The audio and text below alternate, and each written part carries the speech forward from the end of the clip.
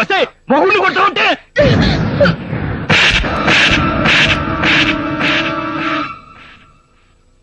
నాకు మొగుడి ఉంటా 3 ముళ్ళేసి ముచ్చటగా కాపురం చేసేవాడిని మొగుడు అంటారా?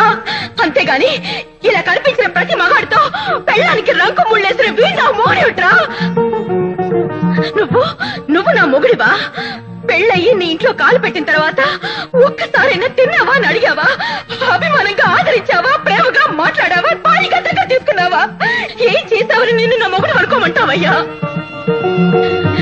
ఆఫీస్కి వెళ్తూ భార్యని ఎదురమ్మనే భర్త చూశాను గాని ఎదురొచ్చిన భార్యని ఎవరి కోసం వచ్చావని అడిగే మొగుడు నిన్నే చూస్తున్నానయ్యా.